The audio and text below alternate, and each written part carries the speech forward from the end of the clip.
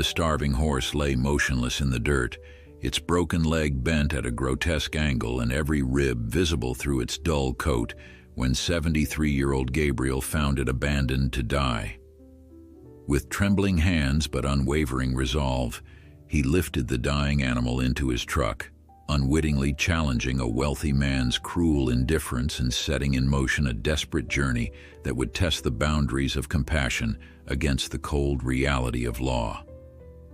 Before we continue, don't forget to subscribe to the channel, like the video, and comment where in the world you're watching from. Let's go. The sunrise painted the countryside in hues of amber and gold, but Gabriel Martinez took no notice as he walked along the dusty path that bordered his small farm. At 73, his weathered face told the story of a life lived under the open sky, his calloused hands a testament to decades of honest labor. His shoulders, once broad and strong, now stooped slightly under the weight of years and solitude. Since losing his wife, Elena, 5 years ago, Gabriel's world had shrunk to the boundaries of his modest property and the daily routines that kept his hands busy and his mind occupied. This morning was like any other, or so he thought. Gabriel was inspecting the fence line that separated his land from the seldom-used dirt road when something caught his attention. In the distance, an unusual shape disrupted the otherwise flat horizon. Squinting against the early light, Gabriel could make out what appeared to be an animal, lying motionless on the ground about half a mile away. "What in heaven's name?" he muttered, quickening his pace despite the protest of his aging knees. As Gabriel drew closer, his heart sank. It was a horse, or what remained of one. The animal lay on its side, its ribcage visible through its dull coat, its once powerful frame reduced to a skeleton draped in skin. The sight of such suffering made Gabriel's throat tighten with anger and sorrow. "Who would do such a thing?" he whispered, approaching slowly to avoid startling the creature. The horse's eyes, though clouded with pain, followed Gabriel's movements. Despite its pitiful state, there was something dignified in its gaze, a silent plea that reached into Gabriel's soul. He knelt beside the animal, noticing the numerous wounds and scars that marked its body. A crude rope halter had rubbed raw patches on its face, and its hooves were overgrown and cracked. Most disturbing was the state of its legs, swollen joints and what appeared to be an untreated fracture in the left foreleg. "Easy now," Gabriel murmured, extending his hand slowly. The horse flinched, but didn't have the strength to pull away. "I'm not going to hurt you." Gabriel had grown up around horses, had owned several throughout his life, but he had never seen one in such a state of neglect. He reached out to touch the animal's neck, feeling the rapid, shallow pulse beneath his fingertips. The horse was severely dehydrated, starving, and in desperate need of care. "You've been abandoned, haven't you?" Gabriel said softly, his voice breaking. "Left to die out here alone." The realization that someone had deliberately brought this horse to this remote location and left it to suffer kindled a rage in Gabriel that he hadn't felt in years. But anger wouldn't help the animal now. What it needed was water, food, and medical attention, quickly. Gabriel stood up, his mind racing. The nearest veterinarian was in town, over an hour's drive away. Even if he called, it might be too late by the time help arrived. He looked back toward his farmhouse, then down at the horse. "I can't leave you here," he decided, "and you can't walk on that leg." With a determination that defied his age, Gabriel hurried back to his farm. He hitched his old pickup truck and grabbed every blanket he could find, along with a container of water and some soft feed from the small shed where he kept supplies for the few chickens and goats he maintained. When he returned, the horse hadn't moved, but its breathing seemed more labored. Gabriel wet a cloth and gently moistened the animal's cracked lips. Then, with infinite patience, he managed to trickle small amounts of water into its mouth. "Slowly now," he cautioned, though the horse was too weak to drink much anyway. Let's get some strength back into you." After the water, Gabriel soaked some of the feed until it was soft and offered it to the horse. At first, the animal showed no interest, but Gabriel persisted, and eventually it accepted a few mouthfuls. "That's it," Gabriel encouraged, feeling a small spark of hope. One step at a time. The bigger challenge lay ahead. Gabriel needed to get the horse into his truck, and with its injuries, that would be no simple task. He spread the blankets beside the animal, and with gentle words and careful movements, began the arduous process of rolling the horse onto them. "I know it hurts," he soothed when the horse whinnied in pain. "Just a little more." Once the horse was positioned on the blankets, Gabriel fashioned a makeshift sling. Then came the most difficult part. Despite his age and the strain on his back, Gabriel began to pull, using the blankets as a slide to move the horse the short distance to his truck. Progress was agonizingly slow. The sun climbed higher in the sky, and sweat soaked through Gabriel's shirt as he worked. Several times he had to stop, catching his breath, his muscles burning with exertion. The horse, for its part, seemed to understand his efforts and remained surprisingly calm, its eyes following Gabriel's every move. After what felt like hours, they reached the truck. Gabriel had lowered the tailgate and created a ramp with some old boards. Now came the moment of truth. With a silent prayer, he began to pull again, inching the horse up the ramp. "Come on," he urged, his voice strained. "We're almost there." In a final burst of effort that sent pain shooting through his aging body, Gabriel managed to get the horse into the bed of the truck. Exhausted, he leaned against the vehicle, his breathing ragged, his heart pounding. But there was no time to rest. The horse needed shelter, more water, and medical care. Gabriel drove home carefully, avoiding bumps and potholes as much as possible. Every jolt seemed to cause the horse pain, and Gabriel winced in sympathy. When they reached his farm, he faced another challenge, getting the horse out of the truck and into the small barn. With ropes, more blankets, and sheer determination, Gabriel somehow managed the task. By the time he had the horse settled on a soft bed of straw, the sun was beginning to set, and Gabriel was completely spent. Still, he took the time to clean the animal's wounds, apply salve to the raw areas, and ensure it had fresh water and more soaked feed within reach. As darkness fell, Gabriel sat beside the horse, gently stroking its neck.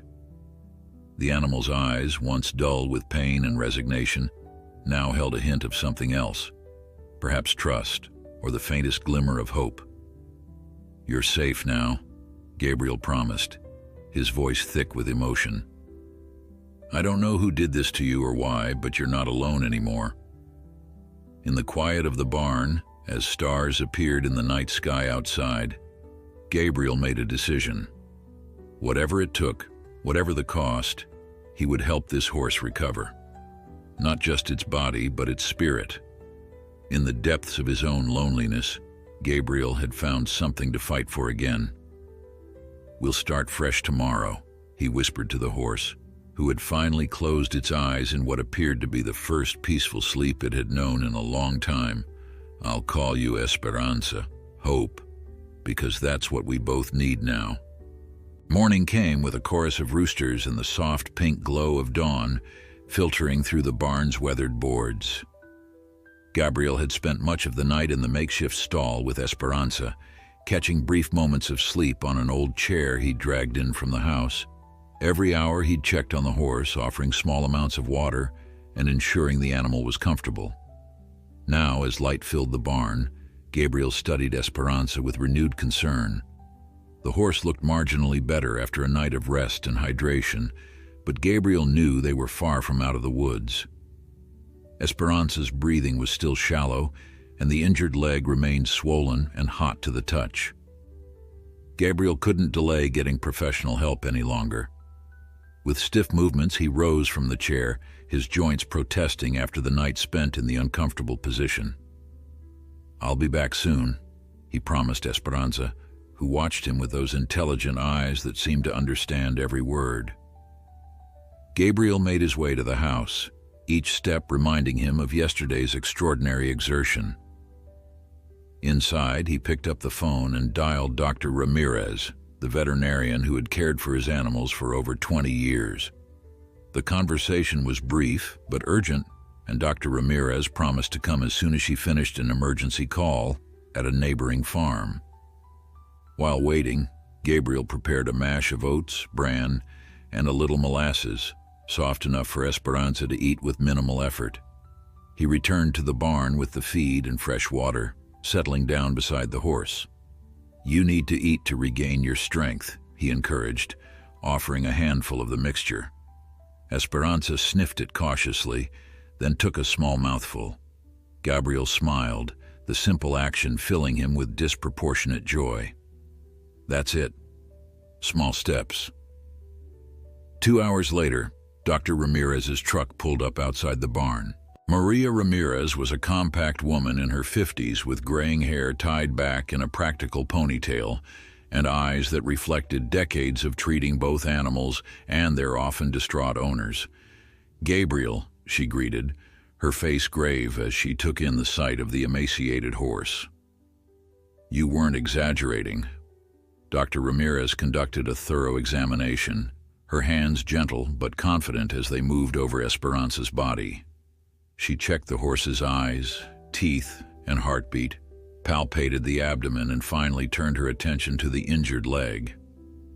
"The good news is that it's not a compound fracture," she said after careful examination, "but there is a break, and it's been neglected for some time. The inflammation is severe, and there's evidence of infection." Gabriel's heart sank. "Can it heal?" Dr. Ramirez straightened up, meeting his gaze directly. "With proper care, yes. But Gabriel, you need to understand, this will be a long, difficult process. And expensive." "Money's not the issue," Gabriel replied firmly. It wasn't entirely true. His pension was modest, and the farm barely broke even these days. But he had savings. And what else was he saving for, if not for something that mattered? "There's more," Dr. Ramirez continued. "This horse has been severely neglected, possibly for months. The malnutrition, the untreated wounds, the hooves.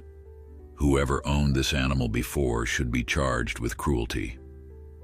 Gabriel's jaw tightened. "Can you tell how old it is?" "I'd estimate around 7 or 8 years. Still young," she said, her voice softening. "And despite everything, the underlying confirmation is good. This was once a fine horse, Gabriel. And will be again," he asserted, with more confidence than he felt. Dr. Ramirez gave him a small smile, recognizing the determination in his voice. "I'll do everything I can to help. Let me get my supplies from the truck." Over the next hour, Dr. Ramirez cleaned and treated Esperanza's wounds, administered antibiotics and anti-inflammatory medication, and fashioned a temporary splint for the injured leg. Throughout the procedures, Gabriel stayed by Esperanza's head, stroking the horse's neck and murmuring reassurances when the pain made the animal tremble. "I'm leaving you with medications, detailed instructions, and a lot of hope," Dr. Ramirez said as she packed up her equipment. "I'll be back in 3 days to check on progress, but call me immediately if anything changes for the worse." After the veterinarian left, Gabriel sat with Esperanza, absorbing everything he'd learned. The road ahead would be challenging, but something in him had awakened, a purpose, a responsibility that transcended his own comfort or convenience. "We're in this together now," he told Esperanza, gently stroking the horse's dull coat. "And I promise you, things will get better from here." The days that followed established a new rhythm to Gabriel's life. He woke before sunrise to tend to Esperanza, administering medication, changing bandages, and preparing special feeds designed to rebuild the horse's strength without overtaxing its digestive system. Between these sessions, he continued his regular farm chores, though with less attention than before. His chickens and goats seemed to understand, requiring less of his time, as if they knew his focus was elsewhere. By the end of the first week, there were small but significant improvements. Esperanza's eyes were clearer, more alert. The horse had begun to eat with greater enthusiasm, and some of the minor wounds were showing signs of healing. The leg remained a serious concern, but the infection was responding to the antibiotics. What surprised Gabriel most was the change in himself. The exhaustion was real. He collapsed into bed each night, his body aching from the day's labor, but beneath the fatigue was a current of energy he hadn't felt in years. Each small victory in Esperanza's recovery felt like a personal triumph. On the 10th day, something remarkable happened. Gabriel entered the barn for the morning feeding to find Esperanza attempting to stand. The horse was struggling, using the good legs to push upward while trying to keep weight off the injured one. "Easy, easy," Gabriel cautioned, rushing to the horse's side. "You're not ready for that yet." But Esperanza persisted, and Gabriel, recognizing the determination in those eyes, decided to help rather than hinder. With careful support, he assisted the horse in rising to a standing position for the first time since the rescue. The effort clearly cost Esperanza, who trembled with exertion, but there was an unmistakable pride in the way the horse held its head. Gabriel's throat tightened with emotion at the sight. "Look at you," he whispered, blinking back tears. "Standing tall." Esperanza couldn't maintain the position for long, and Gabriel helped ease the horse back down. But something fundamental had shifted. In that brief moment of standing, both Gabriel and Esperanza had glimpsed a future that once seemed impossible. That evening, as Gabriel sat in the barn completing the day's log of medications and observations that Dr. Ramirez had instructed him to keep, he heard the sound of a vehicle approaching. Visitors were rare at his isolated farm, and unexpected ones even rarer. Setting aside his notebook, Gabriel walked out to the yard. A sleek black SUV had pulled up next to his weathered pickup. The contrast between the two vehicles couldn't have been more stark, one dusty and practical, the other gleaming with wealth and status. As Gabriel watched, the driver's door opened, and a man stepped out. Even before he spoke, everything about the stranger, from his expensive clothes to his confident stance, told Gabriel that this visit would complicate the quiet progress he and Esperanza had been making. The stranger approached with the confident stride of someone accustomed to getting his way. He was tall and trim, his salt and pepper hair expertly styled, his tailored jacket out of place in the dusty farmyard. A pair of expensive sunglasses shielded his eyes, but his thin-lipped smile was visible, polite but without warmth. "Mr. Martinez?" the man called, extending a manicured hand. "Victor Delgado. I apologize for arriving unannounced." Gabriel wiped his own calloused hand on his worn jeans before accepting the handshake, immediately aware of the contrast between them. "What can I do for you, Mr. Delgado?" Victor's smile remained fixed as he glanced around the modest farm. "I believe you found something that belongs to me. A horse. A valuable one, actually." Gabriel felt a chill despite the warm evening air. He said nothing, waiting for the man to continue. "It's a 7-year-old thoroughbred," Victor explained, his tone casual, as if discussing a misplaced wallet rather than a living creature. "Dark brown, about 16 hands. It went missing from my property about 2 weeks ago. One of my ranch hands spotted it here yesterday while passing by." Gabriel's jaw tightened. "Missing," he repeated, the word bitter on his tongue. "The horse I found wasn't missing, Mr. Delgado. It was abandoned. Left to die with a broken leg and barely enough flesh to cover its bones." A flicker of something, annoyance perhaps or discomfort, crossed Victor's face before his smooth expression returned. "There was an unfortunate accident during training. The horse injured itself and panicked, breaking through a fence. We searched, of course, but assumed it had died from its injuries. I'm actually quite surprised to hear it survived." "Esperanza," Gabriel said firmly. Victor raised an eyebrow. "Pardon? The horse's name is Esperanza now, and she didn't just wander off with a broken leg. Someone took her miles from any stable and left her without food or water." Victor's smile disappeared entirely. "Mr. Martinez, I appreciate that you may have developed some attachment to the animal, but it remains my property. I've come to collect it and compensate you for any expenses you've incurred." He reached into his jacket and produced a checkbook. "I'm prepared to be quite generous." Gabriel's hands curled into fists at his sides. In his younger days, he might have grabbed this man by his expensive collar and demanded to know how he could treat a living creature with such callous disregard, but age had tempered his reactions, if not his convictions. "The horse isn't going anywhere," Gabriel said quietly. "She can barely stand. She's malnourished, infected, and recovering from what Dr. Ramirez suspects is a spiral fracture that was left untreated for weeks." "Dr. Ramirez? You called a vet?" Victor seemed genuinely surprised. "Of course I called a vet," Gabriel replied, unable to keep the edge from his voice. "What would you have done?" Victor didn't answer directly. Instead, he pocketed his checkbook and adopted a more businesslike tone. "Mr. Martinez, I understand your concern, but let me be clear. That horse is a registered thoroughbred worth a considerable sum. It is legally my property. I will return tomorrow with documentation to prove ownership and appropriate transport. I suggest you use the intervening time to reconsider your position." With that, Victor turned and walked back to his SUV. Before getting in, he paused and looked back at Gabriel. "For what it's worth, I appreciate what you've done. Not many would go to such lengths for someone else's animal." Then he was gone, leaving behind only a cloud of dust and a deep unease in Gabriel's heart. Gabriel stood motionless in the yard long after the SUV had disappeared from view. The encounter had left him shaken, filled with a mixture of anger and dread.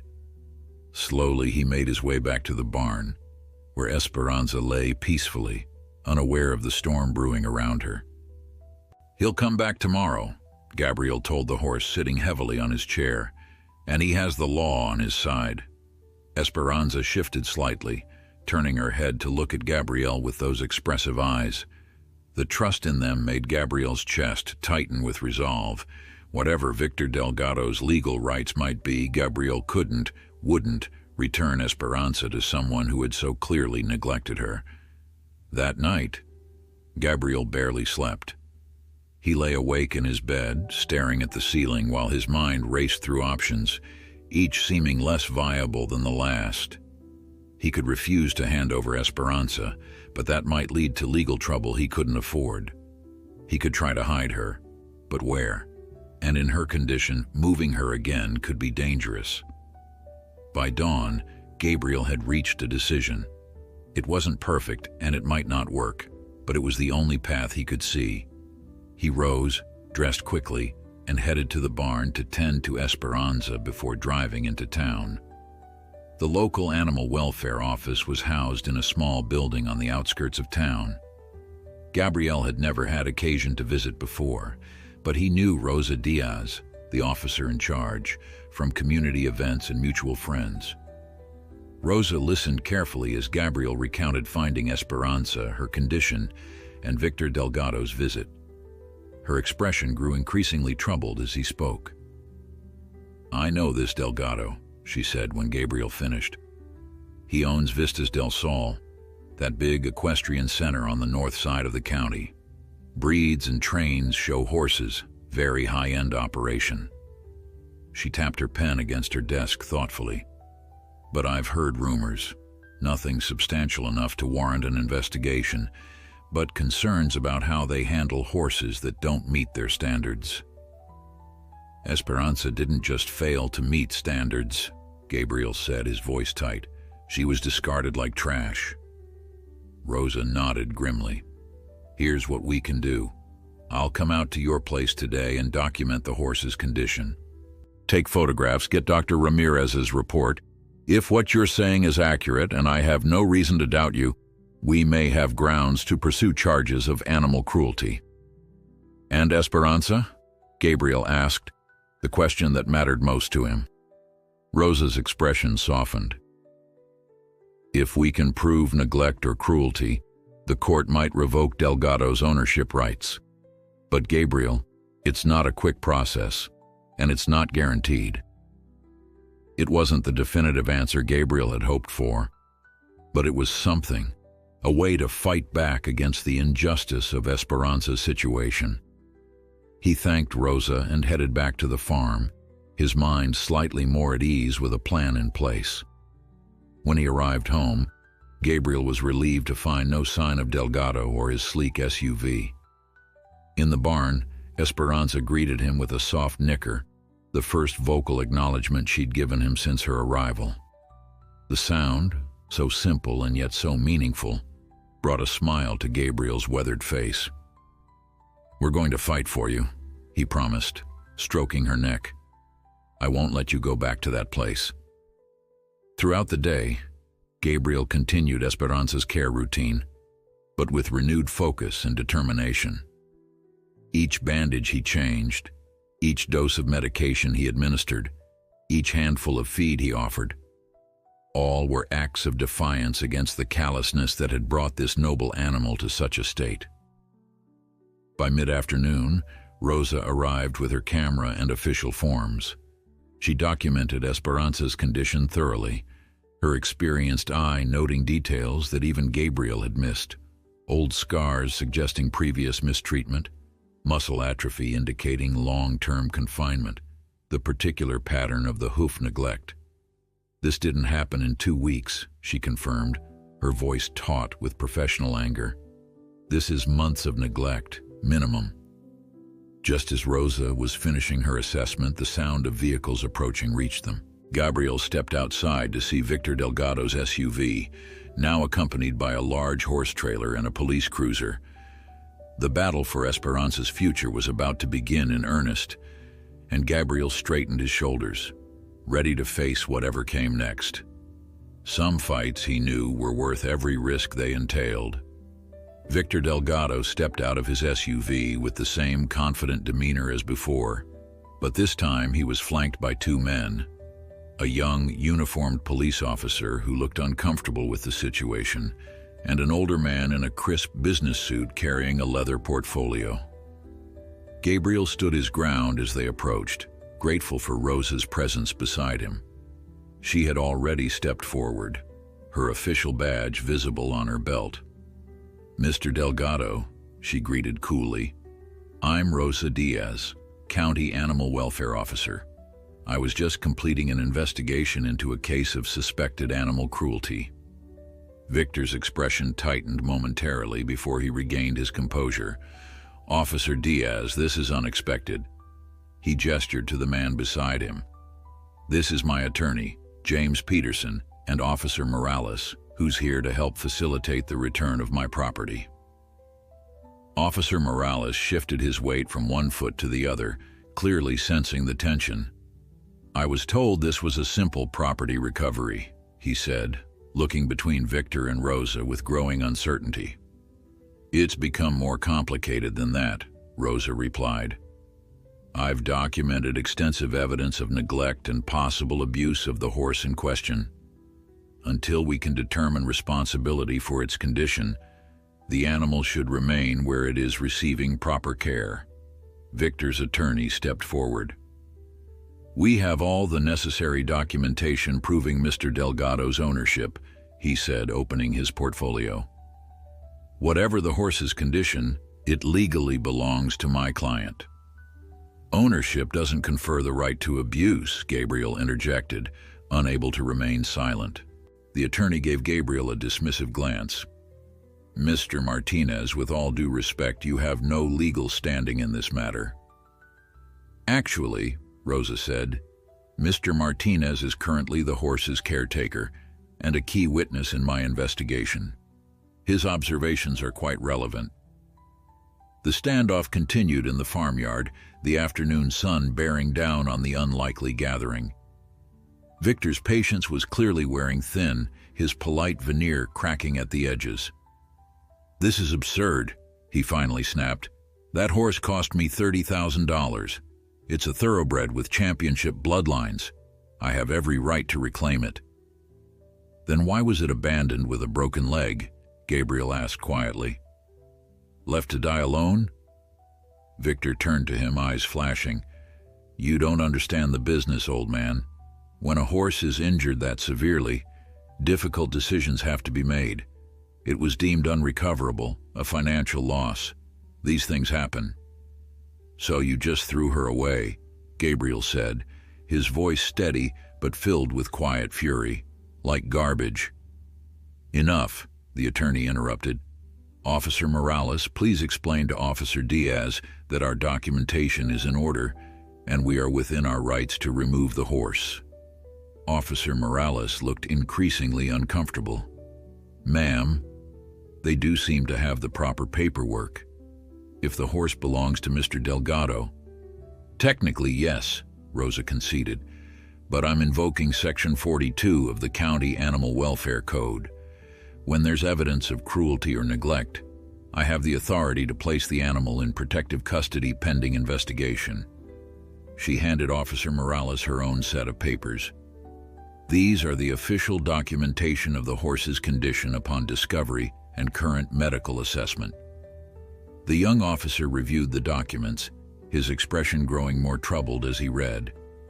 The photographs Rosa had taken showing Esperanza's emaciated body, the infected leg, the raw wounds from neglect, told a story that contradicted Victor's casual dismissal. "Mr. Delgado," Officer Morales said finally, "I think it would be best if we postponed the removal until this investigation is complete." Victor's face flushed with anger. "This is ridiculous. I'll have both your badges for this interference." His attorney placed a restraining hand on Victor's arm. "Let's take a step back," he suggested smoothly. "Perhaps we can reach a compromise." Inside the barn, oblivious to the conflict raging outside, Esperanza dozed peacefully. The medications had eased her pain, and for the first time since Gabriel had found her, she slept without trembling. The compromise that emerged after an hour of tense negotiation was unsatisfying to all parties but accepted nonetheless. Esperanza would remain in Gabriel's care during the investigation, but Victor would be permitted to send his own veterinarian to examine the horse and provide a second opinion on her condition and treatment. Gabriel would document all care and expenses, which Victor would reimburse regardless of the investigation's outcome. After the others had left, Rosa stayed behind to help Gabriel with Esperanza's evening care. "That man," she muttered, as they changed the bandages on the horse's leg. "I've dealt with his type before. They see animals as commodities, not living beings." "Will the investigation actually do any good?" Gabriel asked. The question had been weighing on him since the confrontation. Rosa sighed. "It's complicated. The law still views animals primarily as property. Even with clear evidence of neglect, the penalties are often minimal, usually just fines. But," she added, seeing Gabriel's crestfallen expression, "we can make it difficult enough that he might be willing to surrender ownership rather than face the public relations nightmare. Victor Delgado has a reputation to protect after all." Gabriel nodded, stroking Esperanza's neck gently. The horse had awakened when they entered, and now watched them with those intelligent eyes that seemed to understand everything. "She deserves better than to be treated as property," Gabriel said softly. "She deserves you," Rosa replied, a small smile crossing her face. "I've seen a lot of rescue situations, Gabriel. The bond you've formed with this horse in such a short time, it's special." After Rosa left, Gabriel remained in the barn longer than usual, reluctant to leave Esperanza after the day's events. He pulled his chair closer to where she lay and began to talk to her, his voice low and soothing in the gathering darkness. "I had horses when I was younger," he told her. "My father taught me to ride when I was just a boy. He believed there was no better way to understand responsibility than to care for an animal that depended on you." Gabriel smiled at the memory. "My favorite was a pinto mare named Estrella. She was gentle but spirited, knew exactly when to challenge me and when to take care of me." Esperanza's ears flicked forward, her attention fixed on Gabriel, as if absorbing every word. "When Elena was alive, we talked about getting horses again," he continued. "But then she got sick, and after she was gone..." His voice trailed off. "After she was gone, I didn't see the point in making new connections. It hurt too much to lose the ones I had." Esperanza shifted slightly, stretching her neck to nudge Gabriel's hand with her muzzle. The gesture, so simple yet so deliberate, brought tears to the old man's eyes. "Look at me," he chuckled, wiping his face with his sleeve. "Spilling my heart to a horse. Elena would laugh if she could see me now." But he knew Elena wouldn't really laugh. Not unkindly, at least. She had always seen more clearly than he did how much he needed connection, even when he denied it himself. Perhaps finding Esperanza wasn't just about saving the horse. Perhaps in some way he wasn't ready to fully acknowledge Esperanza was also saving him. The following morning brought a new challenge in the form of Victor's veterinarian, Dr. Lawrence. Unlike Dr. Ramirez, with her practical manner and genuine compassion, Dr. Lawrence was clinical and detached, examining Esperanza with efficient movements that prioritized assessment over comfort. "The fracture is severe," he concluded after the examination, "and the muscle atrophy is significant. Even with optimal care, this horse will never race again, never compete. At best, it might be suitable for light riding or breeding, but the cost of rehabilitation far exceeds any potential return on investment." The cold calculation in his voice made Gabriel's skin crawl. "Her name is Esperanza," he corrected, "and she's not an investment. She's a living creature who deserves care regardless of her return potential." Dr. Lawrence regarded Gabriel with something between pity and condescension. "Mr. Martinez, I understand you've developed an attachment, but in the equestrian world, economic realities must be considered. Mr. Delgado's decision to euthanize was financially sound, if perhaps improperly executed." "Improperly executed," Gabriel repeated, the euphemism turning his stomach. "Is that what you call leaving an animal to suffer a slow, painful death?" Dr. Lawrence's expression remained professionally impassive, but a hint of discomfort flickered in his eyes.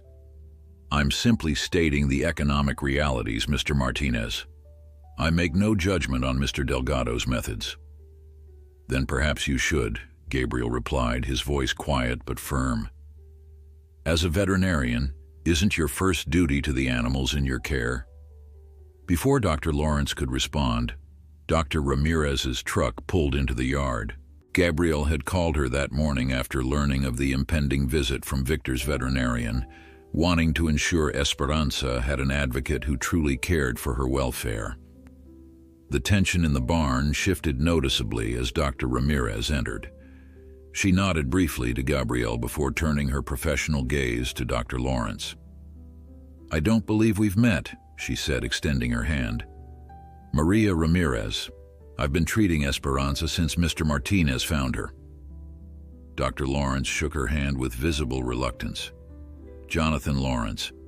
I work with the Vistas del Sol Equestrian Center."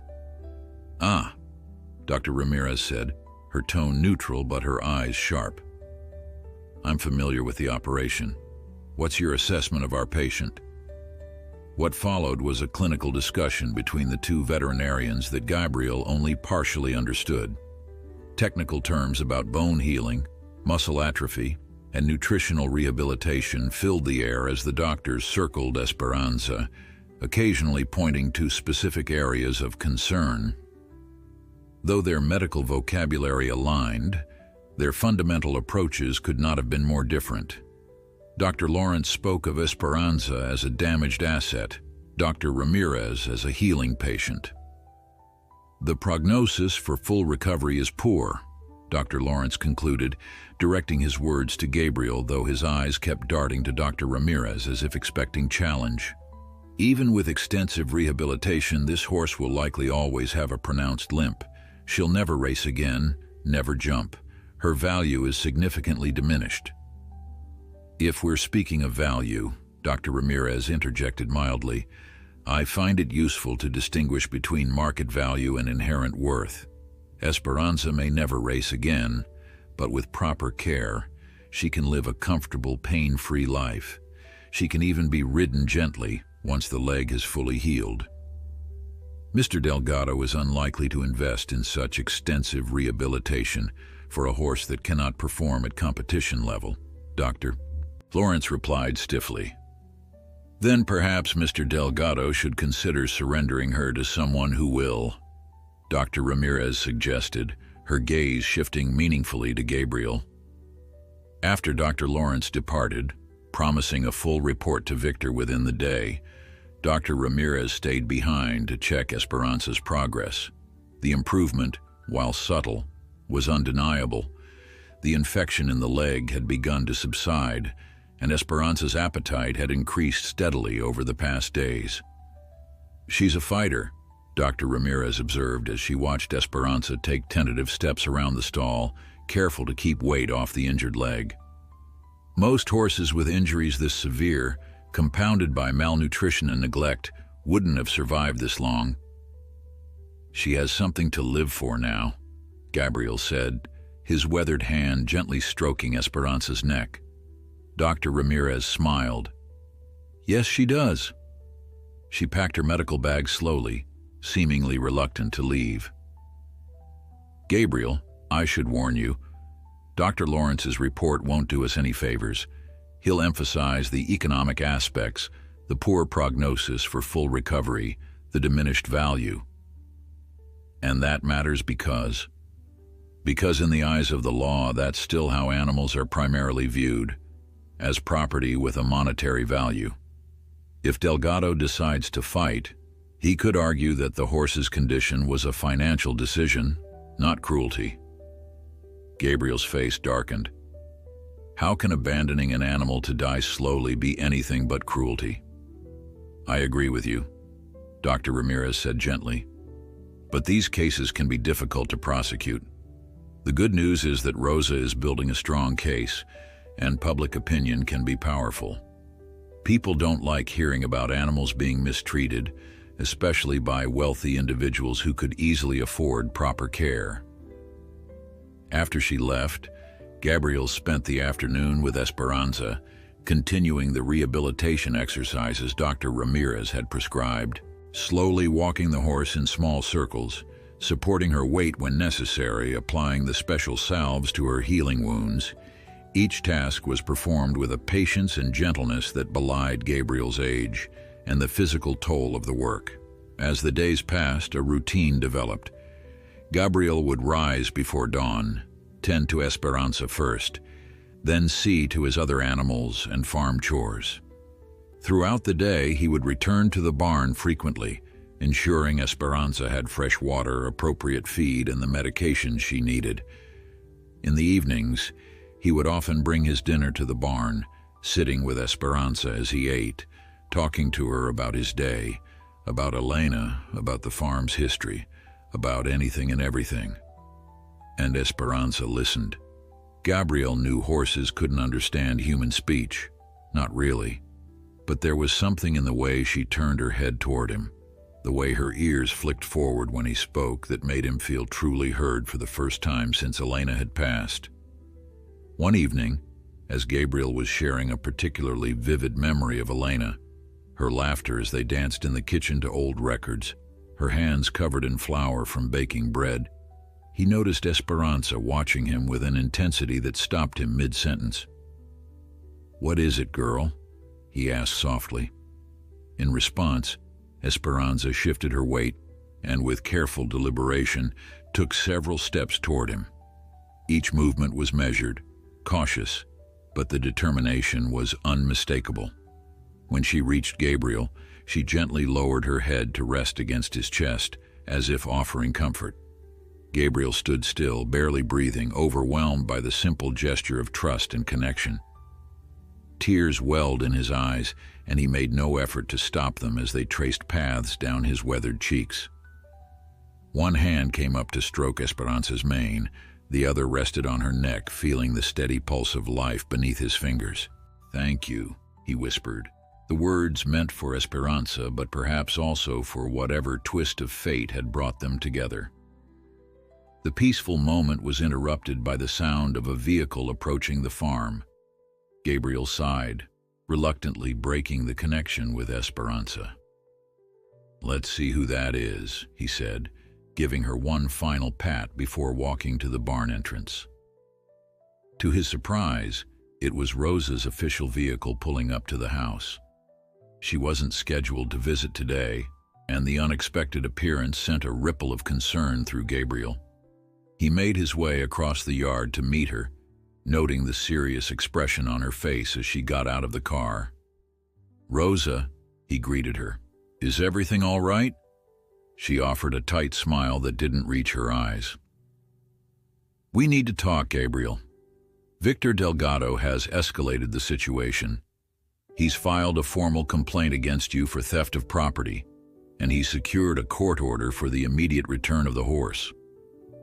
Gabriel felt as if the ground had dropped away beneath his feet. "He can't do that.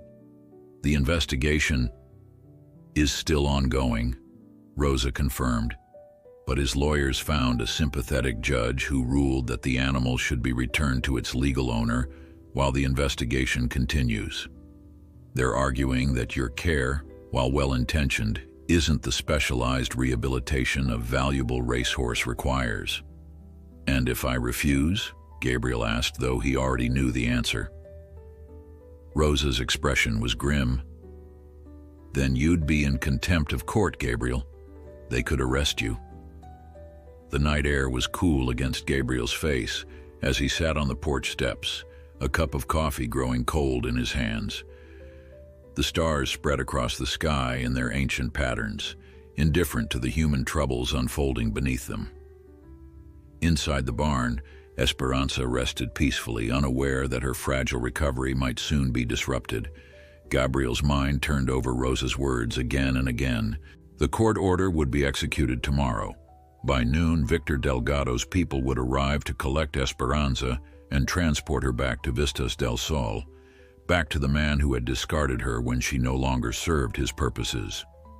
"I can't let that happen," Gabriel whispered to the night, his voice carrying no further than the weathered boards beneath him. He had never considered himself a man who would defy the law. His entire life had been built on principles of honesty, hard work, and respect for order. Even in his youth, when passion might have overruled judgment, Gabriel had believed in working within the system, in the slow but steady path of doing what was right. But what was right in this situation? The law said Esperanza belonged to Victor Delgado. The law treated her as property, an asset with monetary value that could be claimed, sold, or discarded at the owner's discretion. Yet everything in Gabriel's heart told him this was wrong. Esperanza was not a thing to be possessed, but a living being with the capacity for suffering and joy, for trust and fear. In the 3 weeks since he'd found her, Gabriel had watched her transform from a broken, dying creature into a horse with a will to live. Each small improvement, the first time she'd taken food from his hand, the gradual healing of her wounds, the trust that had grown between them, represented a victory against the cruelty that had nearly claimed her life. To send her back now would be to betray that trust, to surrender her to the very hands that had abandoned her. The decision, when it finally crystallized in Gabriel's mind, felt less like a choice and more like an inevitability. He couldn't fight the court order directly, not as a single elderly man against Victor Delgado's wealth and influence. But he could ensure that when Delgado's people arrived tomorrow, there would be no horse to claim. With renewed purpose, Gabriel stood, his aching joints protesting the sudden movement after sitting so long in the cool night air. He entered the house briefly, gathering a few essential items before heading to the barn. Esperanza was awake when he entered, her ears perking forward at the sound of his familiar footsteps. The dim light of the lantern cast long shadows across the straw-covered floor as Gabriel approached her stall. "Hey there, girl," he greeted softly, extending his hand for her to catch his scent. "We need to make a journey tonight." Working with careful, deliberate movements, Gabriel prepared Esperanza for travel. He couldn't risk a traditional horse trailer. It would be too easily spotted, too clearly connected to his sudden disappearance. Instead, he had formulated a different plan, one that depended on Esperanza's ability to walk, however tentatively, on her healing leg. Dr. Ramirez had been clear that Esperanza shouldn't bear weight on the injured leg for extended periods, but Gabriel saw no alternative. He fashioned a makeshift support using materials from around the farm, a sturdy bandage reinforced with a lightweight splint that would provide stability without adding too much bulk. "This isn't ideal," he told Esperanza as he worked, "but it's the best I can do for now." Once the leg was secured, Gabriel turned his attention to gathering supplies.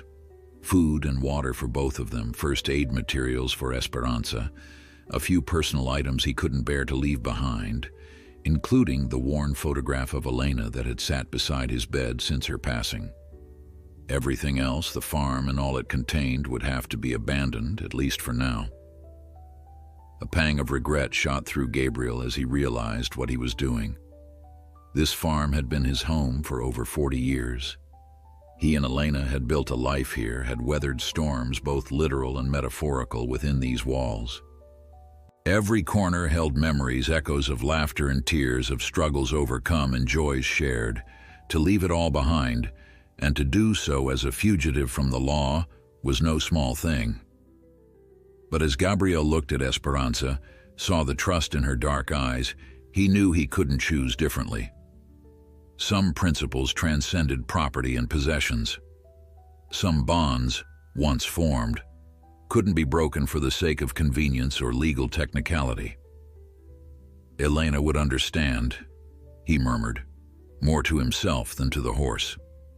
"She always said I was too stubborn for my own good." With everything prepared, Gabriel led Esperanza slowly out of the barn. The night was silent save for the soft hoofbeats and the distant call of an owl. The moon, nearly full, provided enough light to navigate by, illuminating the path that led away from the farm and toward the hills that marked the boundary of Gabriel's property. Beyond those hills lay an old logging road, seldom used now that the timber industry had moved on to more accessible forests. Gabriel had hiked there occasionally over the years, finding solace in the quiet woods after Elena's death.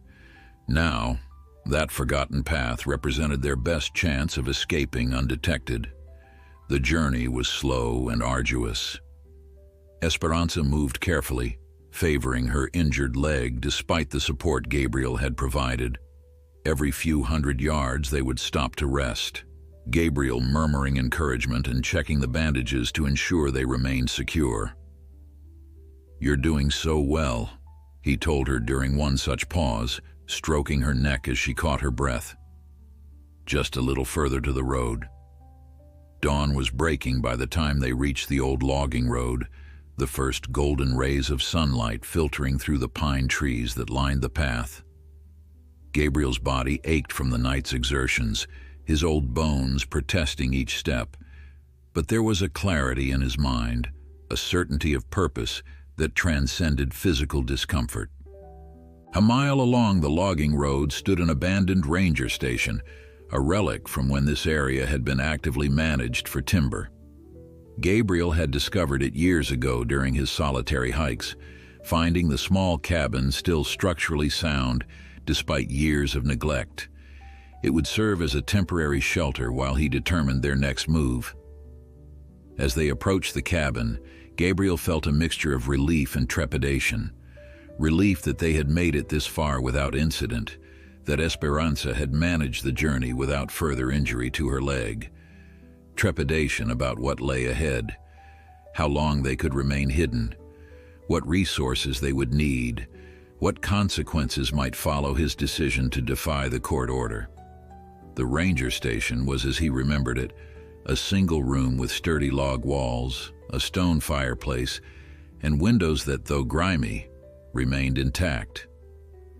The door creaked on rusted hinges as Gabriel pushed it open, revealing a space dusty from disuse but otherwise sound. A wooden table, 2 chairs, and a simple cot were the only furnishings left behind when the Forestry Service had abandoned the outpost decades ago. "It's not much," Gabriel told Esperanza as he led her inside, "but it will keep us out of sight for a while." He made Esperanza as comfortable as possible in one corner of the cabin, creating a bed of the blankets he'd brought from the farm. Then, despite his exhaustion, Gabriel set about securing their temporary home, gathering fresh water from the nearby stream, ensuring the chimney was clear so he could risk a small fire without the smoke being too visible, and setting up a simple alarm system of tin cans on strings around the perimeter. Only when these essential tasks were complete did Gabriel finally allow himself to rest, sinking onto the cot with a bone-deep weariness. As sleep claimed him, his last conscious thought was of the farm he'd left behind, and of Victor Delgado's face when he discovered both the horse and her elderly rescuer had vanished into the night. Gabriel awoke to the sound of birds singing outside the cabin windows. For a moment, disoriented by unfamiliar surroundings, he forgot where he was and why. Then he saw Esperanza in the corner, watching him with those intelligent eyes, and the events of the previous night came rushing back. They were fugitives now, an old man and an injured horse, hiding from the law in an abandoned ranger station deep in the woods. "Morning, girl," Gabriel said, his voice rough with sleep. "How's that leg doing?" He rose stiffly from the cot, his body protesting every movement. The journey through the night had taxed his aging frame more than he cared to admit. But there was work to be done, and Gabriel had never been one to let physical discomfort interfere with necessary tasks. After a simple breakfast of the provisions he'd brought, Gabriel turned his attention to Esperanza. The makeshift splint had held during their trek, but the bandages needed changing, and he wanted to check the healing wounds for any signs of renewed infection. With gentle hands, he unwrapped the dressings, murmuring soothingly when Esperanza flinched at his touch on particularly tender areas. "You did so well last night," he told her as he worked, "braver than many humans I've known." To his relief, the leg showed no signs of deterioration from the journey. The wounds were still healing, the swelling had continued to subside, and there was no indication of infection. Gabriel applied fresh salve from the supplies he'd brought and rewrapped the leg with clean bandages. "We'll stay here a few days," he explained to Esperanza, knowing she couldn't understand his words, but taking comfort in the simple act of speaking aloud. "Give you time to rest before we move again." By now, Gabriel knew his disappearance would have been discovered. Victor Delgado's men would have arrived at the farm to find it empty, the prized horse nowhere to be found. There would be anger, accusations, perhaps even a search of the surrounding area. But Gabriel had been careful to leave no obvious trail, and the old logging road was far enough from his property that a casual search would be unlikely to find them. Still, they couldn't stay in the ranger station indefinitely. Their supplies would run out, and the longer they remained in one place, the greater the risk of discovery. Gabriel needed a more permanent solution, a place where Esperanza could continue her recovery in safety, beyond the reach of Victor Delgado's influence. As the day progressed, Gabriel settled into a routine of caring for Esperanza, securing their temporary home, and planning their next move. He ventured out briefly to gather more water from the stream, and to collect some wild grasses for Esperanza to supplement the feed he'd brought. The forest around the ranger station was peaceful, alive with the sounds of birds and small creatures going about their daily lives, indifferent to the human drama unfolding in their midst. Gabriel found himself drawing strength from this natural rhythm, this reminder that life continued regardless of human conflicts and concerns. Back at the cabin, he spread a map he'd brought from the farm on the rough wooden table, studying it intently. The map showed the surrounding counties, with roads, towns, and major landmarks clearly marked. Gabriel traced potential routes with his finger, considering and discarding options as he weighed various factors: distance, terrain, the likelihood of encountering others. One location kept drawing his attention: a small town called Sierra Vista, nearly 100 miles to the north. Elena's sister, Lucia, lived there, a widow like himself who had always shared his love of animals. They hadn't spoken in years, not out of any animosity, but simply because life had carried them in different directions after Elena's passing. Would she help them? Gabriel couldn't be certain, but of all the people he knew, Lucia seemed the most likely to understand his decision to offer sanctuary without judgment. The journey would be challenging, especially with Esperanza's injury. They would need to travel mostly at night, avoiding main roads and populated areas. It would take days, perhaps even weeks, depending on Esperanza's condition and the obstacles they encountered. But what alternative did they have? To return meant surrendering Esperanza to Victor Delgado, condemning her to an uncertain fate at best, a return to neglect and suffering at worst. No, Gabriel decided, Sierra Vista was their best hope, Lucia their potential salvation. Decision made, Gabriel folded the map and turned to Esperanza. "We'll rest here for 2 more days," he told her. "Then we'll start the journey north. It won't be easy, but I believe we can make it." Esperanza nickered softly as if in agreement, and Gabriel smiled despite himself. In the brief time they had been together, a bond had formed between them that transcended words, a connection born of shared struggle and mutual trust. That evening, as dusk settled over the forest, Gabriel risked a small fire in the stone fireplace. The night air had grown chilly and the warmth would do them both good. As the flames cast dancing shadows across the cabin walls, Gabriel sat beside Esperanza, one hand resting lightly on her neck. "I've been thinking about Elena," he said quietly. "About what she would say if she could see me now. An old man on the run with a rescued horse." He chuckled softly. "She'd probably tell me I've lost my mind. But then she'd pack a bag and come with us." Esperanza shifted slightly, leaning into his touch, and Gabriel continued speaking, his voice low and reflective. "Elena always believed that doing the right thing wasn't about following rules or laws. It was about following your conscience, even when the path was difficult." The fire crackled, sending sparks up the chimney as Gabriel fell silent, lost in memories. In the years since Elena's death, he had lived a quiet, solitary life, finding purpose in the daily routines of the farm, but little joy beyond the satisfaction of work well done. Now, in this strange situation, a fugitive hiding in an abandoned cabin with an injured horse, he felt more alive than he had in years. There was fear, yes, and uncertainty about what lay ahead. But there was also a clarity of purpose, a conviction that transcended doubt. Whatever challenges awaited them on the journey to Sierra Vista, Gabriel would face them with the same determination that had driven him to rescue Esperanza in the first place. As night deepened around the cabin, Gabriel prepared for sleep, making Esperanza comfortable before settling onto his simple cot. Tomorrow would bring another day of rest and preparation.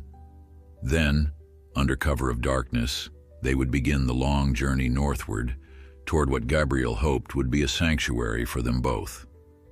Miles away in the comfortable office of Vistas del Sol, Victor Delgado was furious. The disappearance of both the horse and the old man who had been caring for it had been completely unexpected. He had assumed Gabriel Martinez would respect the court order, would understand the futility of fighting against the legal system and Victor's considerable resources. "I want them found," Victor told his attorney, his voice cold with anger. "The horse represents a significant investment, and I won't have some sentimental old fool making a mockery of my property rights." "We've filed a report with the police," the attorney assured him. "They're treating it as theft of valuable property, and we've hired private investigators to supplement the official search." Victor nodded, his expression grim. "Make sure they understand I want that horse back, and I want Martinez to face consequences for this stunt. No one defies me this way and simply walks away." What Victor didn't say, what he barely acknowledged even to himself, was that this had become more than a matter of property or money. Gabriel Martinez's defiance had wounded his pride, had challenged his authority in a way few had dared. For that alone, the old man would pay, and pay dearly. The journey to Sierra Vista proved more challenging than Gabriel had anticipated. They traveled by night, resting during daylight hours in whatever secluded spots they could find: abandoned barns, dense copses of trees, once even the shell of an old mining structure half reclaimed by nature. Each day brought new obstacles, from unexpected rainstorms that turned paths to mud, to the constant concern of keeping Esperanza's injury protected and healing.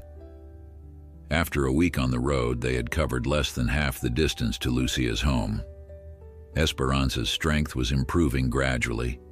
She could now bear weight on her injured leg for longer periods, but the slow pace was unavoidable. Gabriel's own stamina was being tested as well.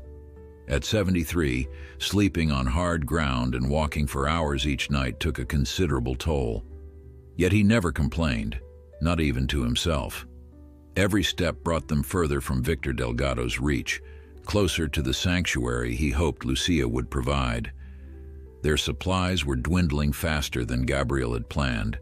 The feed for Esperanza, in particular, was becoming a concern. He supplemented with wild grasses and plants he recognized as safe for horses, but it wasn't enough to sustain her properly, especially in her recovering state. Gabriel began rationing his own food, ensuring Esperanza had what she needed even when it meant his own hunger gnawed a little sharper.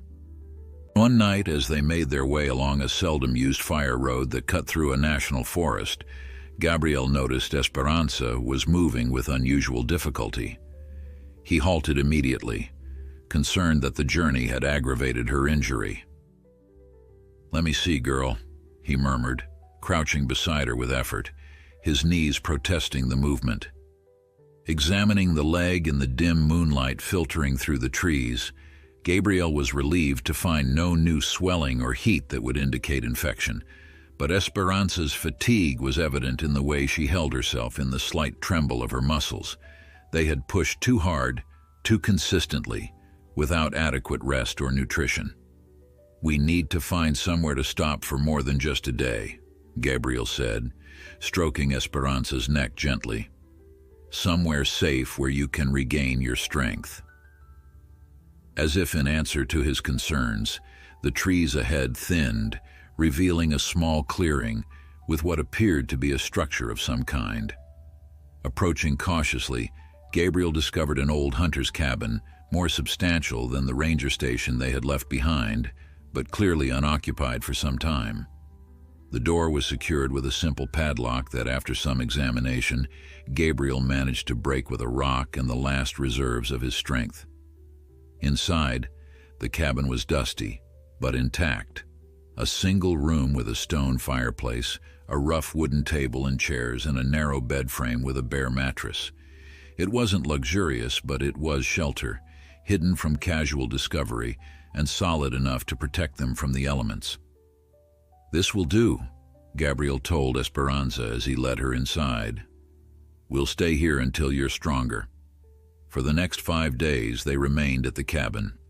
Gabriel ventured out only to gather water from a nearby stream and to forage for edible plants and grasses. He was careful to leave no obvious signs of their presence, aware that even in this remote location, Discovery remained a risk. The rest of the time, he focused on caring for Esperanza, changing her bandages, massaging her muscles to prevent atrophy, and encouraging her to move around the cabin to maintain what strength she had. During these days of enforced rest, the bond between man and horse deepened further. Without the constant pressure of travel, they settled into a quiet routine that brought comfort to them both. Gabriel would talk to Esperanza for hours, telling her stories of his youth, of his life with Elena, of the farm that had been their home for so many years. Esperanza would listen, her expressive eyes fixed on his face, her ears flicking forward attentively. "You know," Gabriel said one evening as they shared the warmth of a small fire he had dared to light in the fireplace, "I never thought I'd be on the run at my age. Elena would have found it hilarious."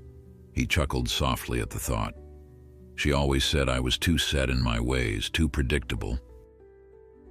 "Gabriel," she'd tell me, "one day you should do something completely unexpected, just to see how it feels." Esperanza nickered softly, nudging Gabriel's shoulder with her muzzle in what felt remarkably like encouragement. "I suppose she got her wish," Gabriel continued, reaching up to stroke Esperanza's neck. "Though I doubt this is what she had in mind." As Esperanza's strength returned, Gabriel began to plan the next stage of their journey. They were still a considerable distance from Sierra Vista, and the terrain ahead would be challenging, more populated areas where staying hidden would require greater caution, main roads they would need to cross while avoiding detection. But there was no turning back now.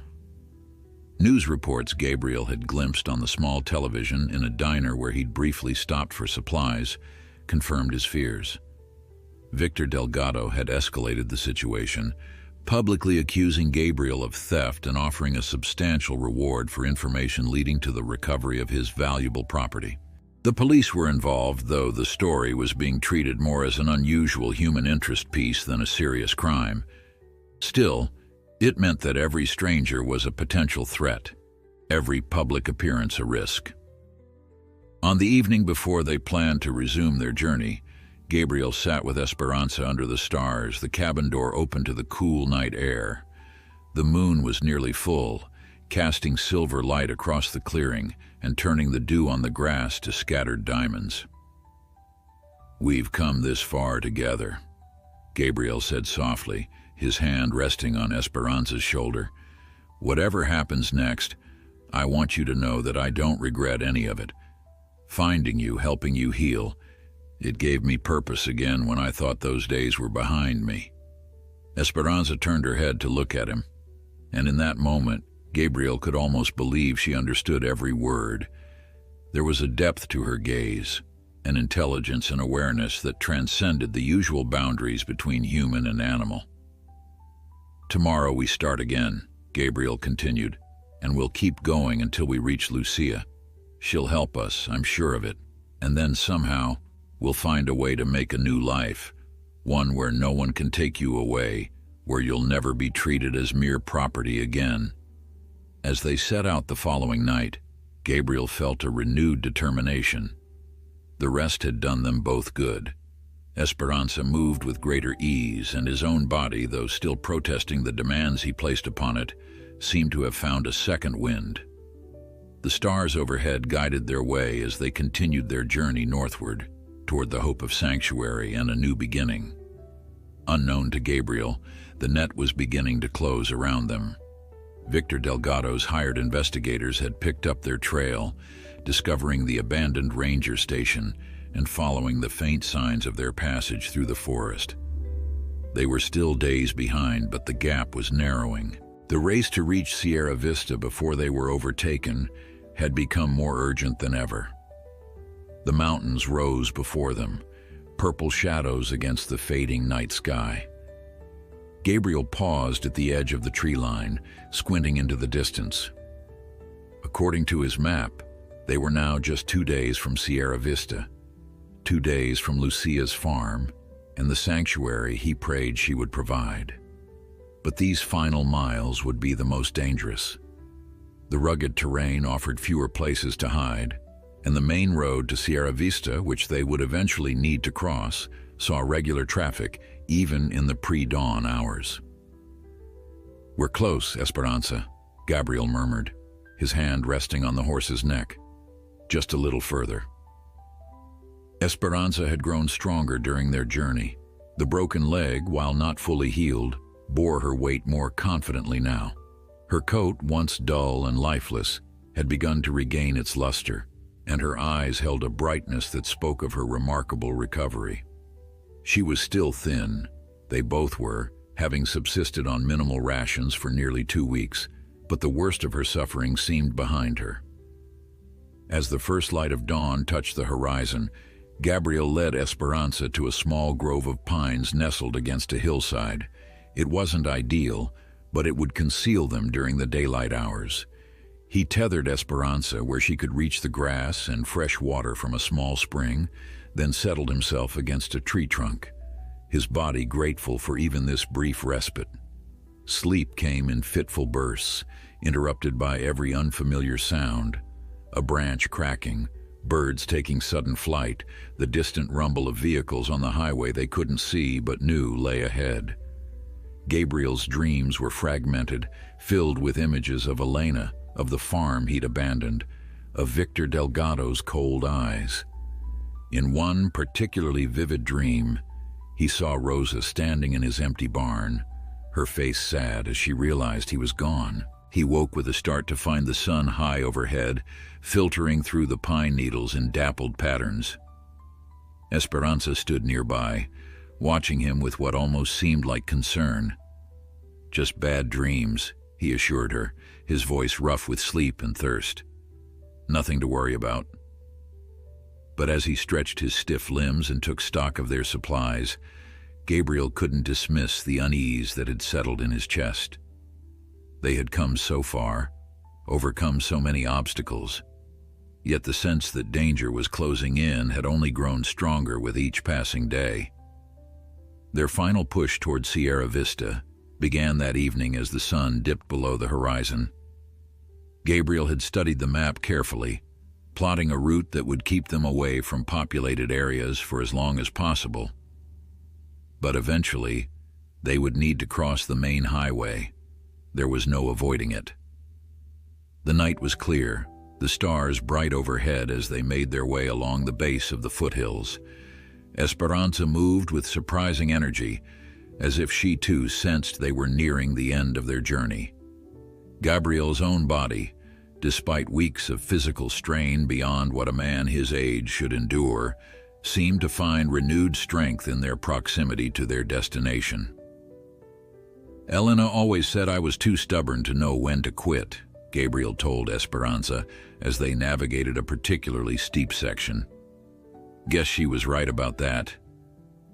It was nearly midnight when they reached the highway, a 2-lane road that wound through the valley below, linking several small towns before eventually reaching Sierra Vista.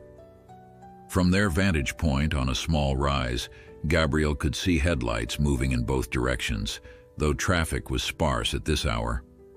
"We need to time this just right," he murmured, more to himself than to Esperanza. "Cross between cars as quickly as we can." They waited at the edge of the trees, Gabriel tense and alert for the right moment. When a gap appeared, no headlights visible in either direction, he led Esperanza forward at the fastest pace her injury would allow. The crossing itself took less than a minute, but to Gabriel, it seemed to stretch endlessly, his heart pounding with the fear of discovery. Once safely across, they plunged into the cover of trees on the far side, Gabriel releasing a breath he hadn't realized he was holding. They had made it past one of the most dangerous points of their journey. Lucia's farm lay less than 15 miles ahead now, a distance they could cover before dawn if they maintained a steady pace. But fate, it seemed, had other plans. They had gone perhaps 2 miles past the highway when Gabriel heard it, the unmistakable sound of vehicles approaching from behind, their engines breaking the night's silence. Instinctively, he led Esperanza deeper into the trees, seeking cover in the shadows. From their hiding place, Gabriel watched as two SUVs moved slowly along the dirt track they had just been following. Even in the darkness, he recognized the logo emblazoned on the vehicle's sides, Vistas del Sol, Victor Delgado's equestrian center. "They've found us," Gabriel whispered, his blood running cold. "Or at least they're close." The SUVs continued down the track, their headlights sweeping across the terrain, illuminating trees and undergrowth in harsh white light. They were clearly searching, moving methodically, as if following a trail. Gabriel knew they couldn't stay hidden forever. The searchers were behind them now, but if they continued forward toward Lucia's farm, they risked leading Victor's men directly to their sanctuary. Yet turning back meant certain capture. "We need to change direction," Gabriel decided, studying the map by the dim light of a small flashlight he dared to use under the cover of his jacket. "There's a river about 3 miles east of here. If we can reach it, we can follow it upstream toward Sierra Vista. It will take longer, but it might throw them off our trail." The detour would add hours to their journey, making it impossible to reach Lucia's farm before daylight, but it was their only chance to evade the search parties now combing the area. Through the night they traveled, moving as quietly as possible through increasingly difficult terrain. The sound of the river reached them before they saw it, a soft rushing that grew louder as they approached. When they finally broke through the trees onto the riverbank, Gabriel felt a surge of hope. The water flowed swift and clear in the moonlight, offering both a path and a way to obscure their tracks. "We'll follow it upstream," Gabriel told Esperanza, his voice barely audible above the river's song. "The footing will be better for your leg, and they'll have a harder time tracking us." For hours they made their way along the riverbank, sometimes wading in the shallows where the bank narrowed, always alert for signs of pursuit. The physical toll on Gabriel was immense. His legs ached, his back screamed with each step, and exhaustion clouded his mind. But he pushed forward, driven by the need to keep Esperanza safe. Dawn found them still several miles from Sierra Vista, sheltering in a small cave formed by overhanging rocks near the river. Gabriel, at the limits of his endurance, sank to the ground, his breathing labored. "Just need to rest a moment," he told Esperanza, who stood beside him, her own fatigue evident, but her presence steadfast. "Just a moment." As consciousness began to slip away, Gabriel reached out to touch Esperanza's leg, the one that had been so badly broken that had healed against all odds through their long journey together. In that touch was a promise, unspoken but real, that he would not abandon her, would not fail her, no matter what challenges still lay ahead. His last thought before darkness claimed him was of Elena. "I did something unexpected," he whispered to her memory. "Hope you're proud of your stubborn old husband." Gabriel awoke to Esperanza's soft nickering and the gentle nudge of her muzzle against his shoulder. Disoriented, he opened his eyes to find daylight streaming into their small shelter. How long had he slept? The position of the sun suggested it was mid-afternoon, hours lost to his body's desperate need for rest. "I'm sorry, girl," he murmured, struggling to his feet. Every muscle protested, his joints stiff and aching from the hard ground and the accumulated fatigue of their journey. "We need to keep moving." But as Gabriel took a step forward, dizziness washed over him. He reached out to steady himself against the rock wall, his vision blurring at the edges. They had been on short rations for days, and Gabriel had often given his own portion to Esperanza, prioritizing her recovery over his own needs. Now his body was demanding payment for that sacrifice. Esperanza watched him with what seemed like concern, not moving from his side despite the inviting grass visible beyond their shelter. In that moment, Gabriel was struck by the reversal of their roles. When he had found her, Esperanza had been the one barely able to stand, dependent on his strength to survive. Now she stood steady while he faltered. Quite a pair we make, Gabriel said with a weak smile, patting her neck. But we've come too far to give up now. With renewed determination, Gabriel gathered their few remaining supplies. They would rest until dusk, he decided, then make the final push to Lucia's farm under cover of darkness. It was their best chance of avoiding Victor's searchers, who seemed to be closing in from multiple directions. As the sun began its descent, casting long shadows across the landscape, Gabriel checked Esperanza's leg one final time. The healing was remarkable, a testament to the horse's resilience and will to live, who, though she would likely always bear the marks of her ordeal, Esperanza had defied the prognosis that had led Victor Delgado to discard her as worthless. "You proved them all wrong," Gabriel told her, gently rebandaging the leg. "Every step you've taken has been an act of defiance." With the first stars appearing in the darkening sky, they set out once more. Gabriel had studied the map until its details were imprinted in his memory. Lucia's farm lay to the northwest, perhaps 5 miles from their current position. If they could maintain a steady pace, they might reach it before midnight. The terrain grew more challenging as they left the river behind, climbing into the foothills that surrounded Sierra Vista. Gabriel's strength waned with each step, but Esperanza remained beside him, occasionally slowing her pace when he struggled, as if understanding his limitations. "Never thought I'd be glad for these old hiking boots," Gabriel remarked, trying to distract himself from his exhaustion. "Elena always said they were ugly as sin, but they've served us well, haven't they?" Talking to Esperanza had become second nature during their journey, a comfort that helped Gabriel focus, that made the hardships more bearable. In the silence of the night, with only the sounds of their movement and the distant calls of nocturnal creatures for company, his voice provided a thread of connection, a reminder that they were not alone in their struggle. It was nearly midnight when they crested a final ridge, and Gabriel saw lights in the valley below, scattered farmhouses and the faint glow of Sierra Vista in the distance. Somewhere among those lights was Lucia's farm, their destination, their hope of sanctuary. "We made it, Esperanza," Gabriel whispered, emotion tightening his throat. "We actually made it." Their descent into the valley was slow, Gabriel consulting his map by flashlight to identify landmarks that would lead them to Lucia's property. Each step brought them closer to safety, but also increased the risk of detection. The open farmland offered less cover than the forests and hills they had traversed. Finally, Gabriel spotted the distinctive silhouette of a weathered barn, with a small windmill beside it, Lucia's farm, just as he remembered from his last visit years ago. A single light burned in the farmhouse window, a beacon in the darkness. "That's it," he told Esperanza, relief flooding through him. "That's Lucia's place."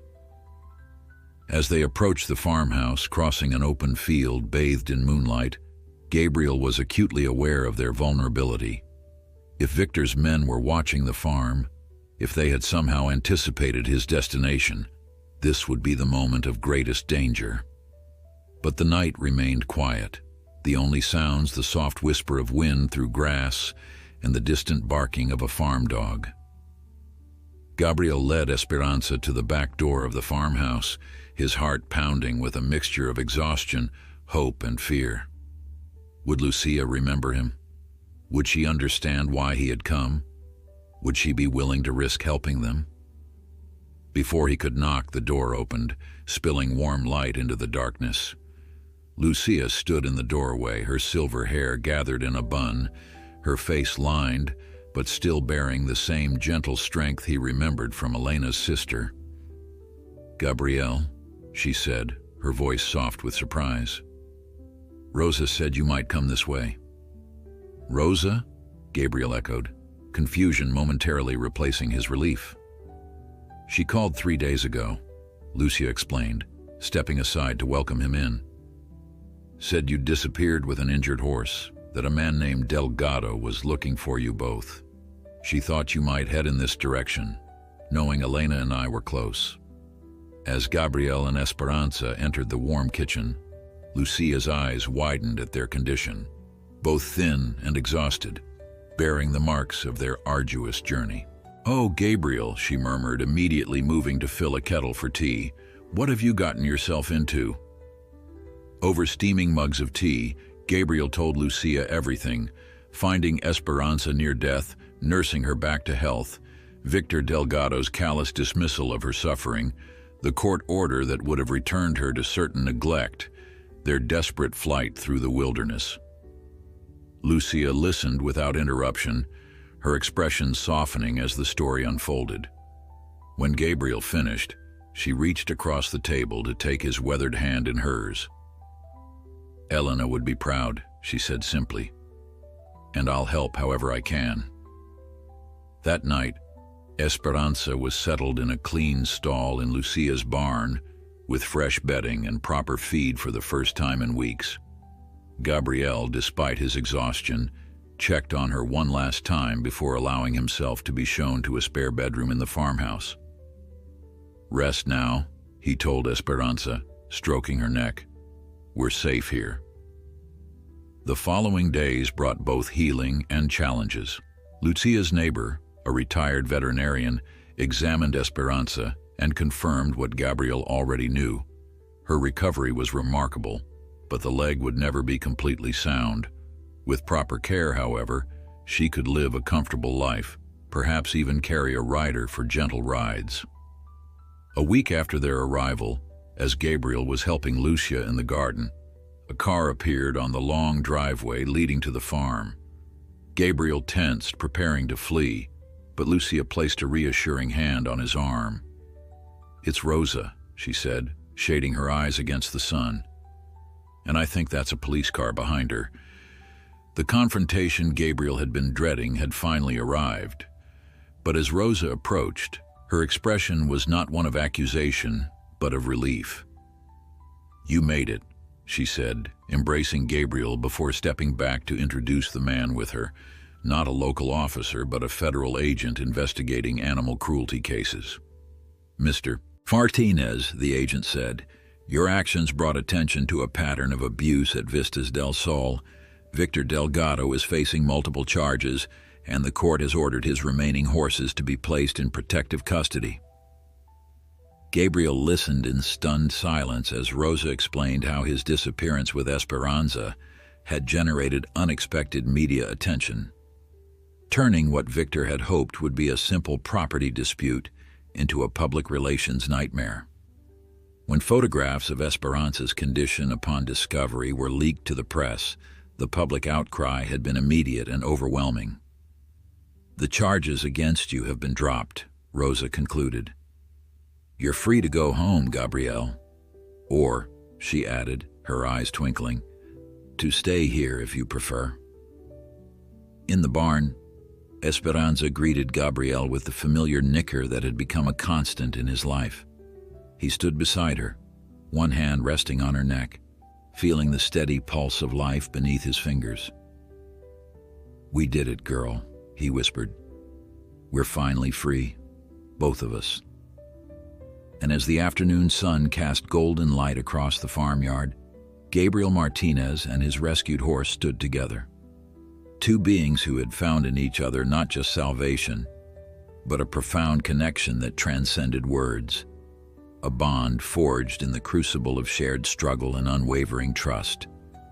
The journey had changed them both, healing wounds both visible and hidden, proving that compassion was never wasted, that dignity could be reclaimed, and that love, in its purest form, could triumph over cruelty and indifference.